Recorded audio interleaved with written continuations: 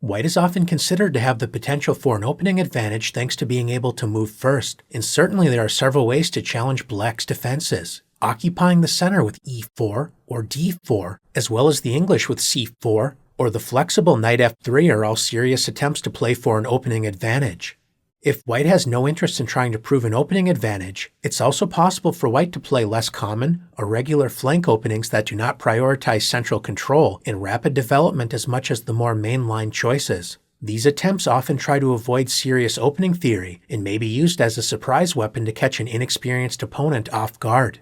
We're going to introduce some of white's more reasonable, as well as mention less reasonable ways to open the game with irregular flank openings. Moving the rook pawns with a4 and h4 are often associated with beginner's play. These moves do nothing to promote healthy development and good central control. In response, black may simply rely on general opening principles to obtain a good game, including occupying the center with pawns, as well as focusing on rapid development to help control the center. Instead of advancing the rook pawns forward 2 squares, white may consider an inoffensive move such as a3, known as Anderson's opening. Unlike some of the more radical flank openings, this does not seriously harm white's position, nor does it challenge black's. As black, it's important to decide what sort of reversed opening you may feel comfortable playing. For example, if black plays the sensible e5, then white may continue with c4, turning the game into the English opening in which white's play resembles a Sicilian defense with colors reversed.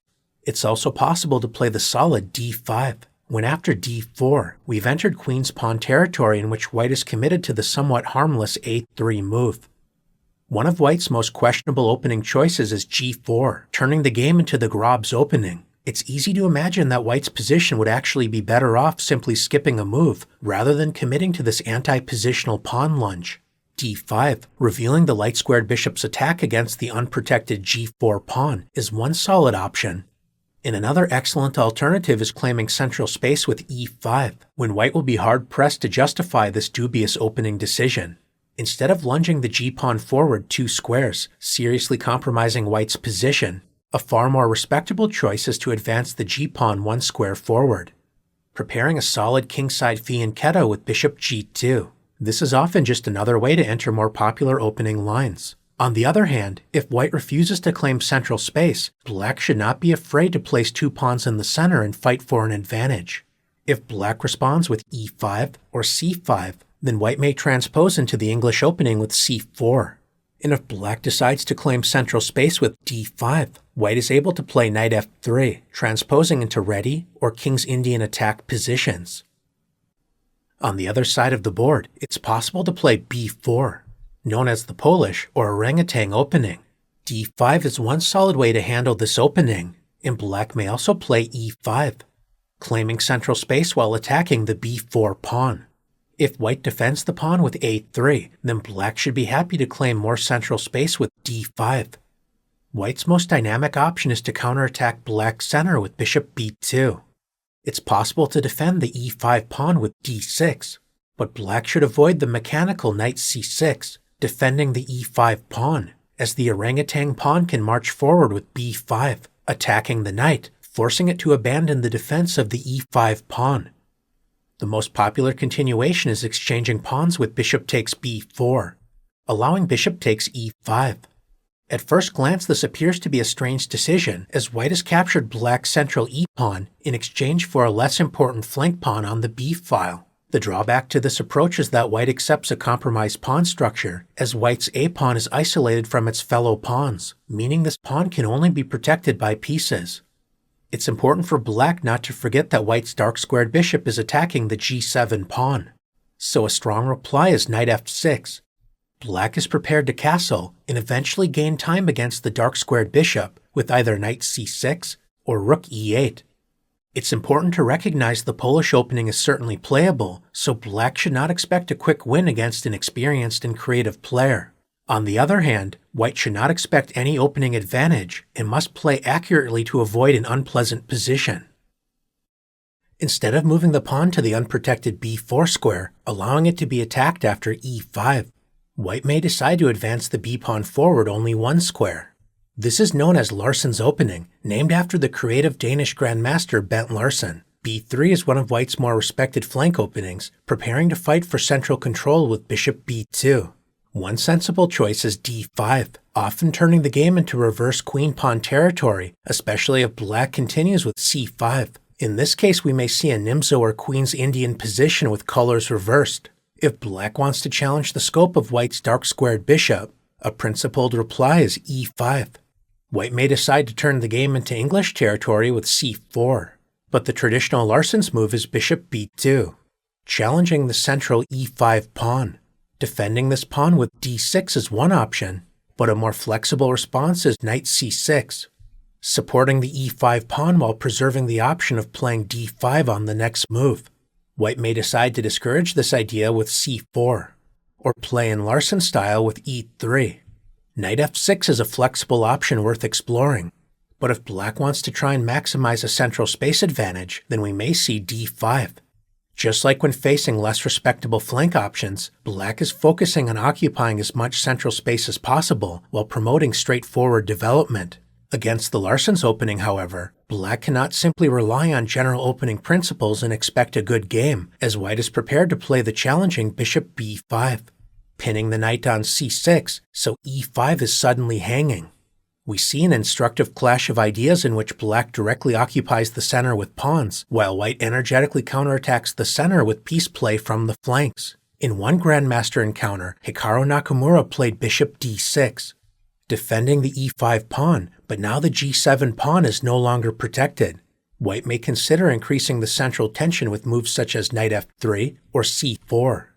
But his opponent, Grandmaster Badur Jabava, decided to play the more double-edged option, f4, intensifying the struggle over the e5 square at the expense of weakening the e1 to h4 diagonal.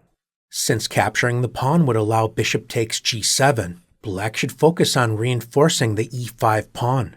Before directly defending the center, Grandmaster Nakamura provoked additional kingside weaknesses with queen h4 check, exploiting the newly opened e1 to h4 diagonal, preparing to meet g3, softening white's kingside light squares with queen e7, reinforcing the center.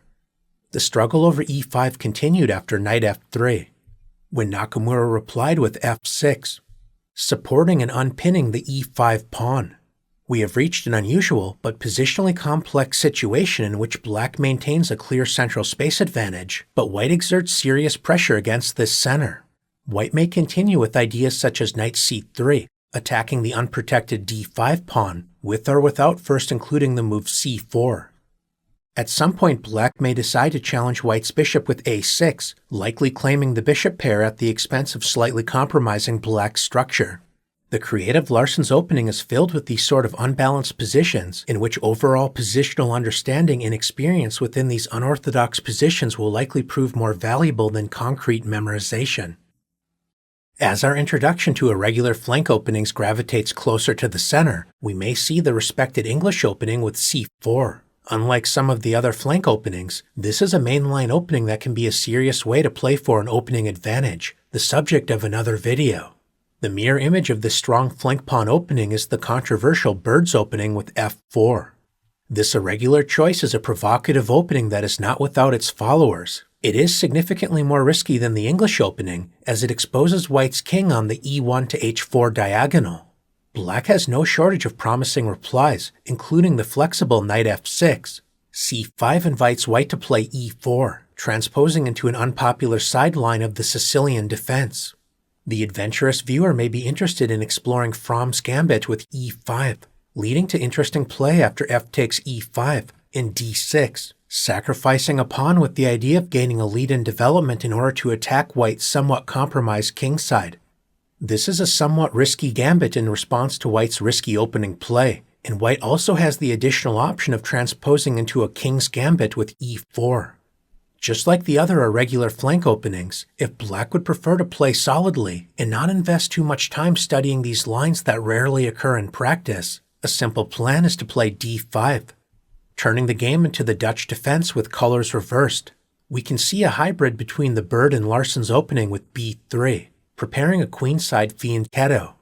Knight f6 is a solid response, preparing to play in similar fashion to the main line we're about to introduce. Another strong alternative is bishop g4, discouraging white from playing the natural knight f3, as black is prepared to play bishop takes f3, weakening white's already compromised kingside structure. b3 is certainly a possible choice, although white's most common choice is knight f3. Just like playing against the actual Dutch defense, black's kingside bishop is somewhat restricted by the f-pawn, so it may find a brighter future on the long diagonal after g6.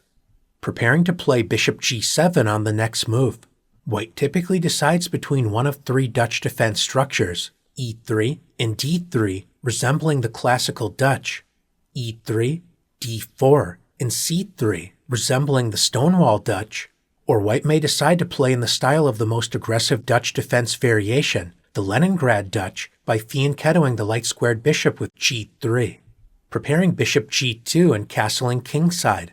A common continuation is bishop g7, activating the dark-squared bishop on the long diagonal, when both sides may complete kingside development after bishop g2, knight f6, followed by both sides castling kingside. We have reached a Leningrad Dutch with colors reversed, so knowledge of the Dutch defense is useful for both sides. In this case, white has an extra tempo compared to the typical Dutch defense, so this is certainly a playable approach worth investigating. As we conclude our introduction to the irregular flank openings, it's worth noting that before playing bishop g7, a creative alternative is c6, reinforcing the center while building a central pawn chain on the light squares, preparing to restrict white's light-squared bishop on the long diagonal after bishop g2. Delaying bishop g7 allows black the additional option of disrupting white's kingside plans with queen b6, preventing white from castling while adding pressure against the b2 pawn. The dark-squared bishop is prepared to gang up on this pawn after bishop g7, creating unpleasant queenside pressure. As we can see, there are no shortage of creative options available when dealing with the regular flank openings. The irregular flank openings can range between completely unsound, psychological attempts to unsettle the opponent to more respectable lines that do not significantly compromise the position itself, intending to simply play chess without relying on concrete opening memorization. Although these openings are less common, as well as generally less challenging than the typical mainline openings, these openings certainly have a right to exist and may prove particularly poisonous if black tries too hard to punish these irregular choices. Simply being aware of these openings eliminates some of the surprise value the unorthodox player may be hoping to achieve, and now you have no shortage of interesting and challenging ideas to explore when encountering unorthodox openings.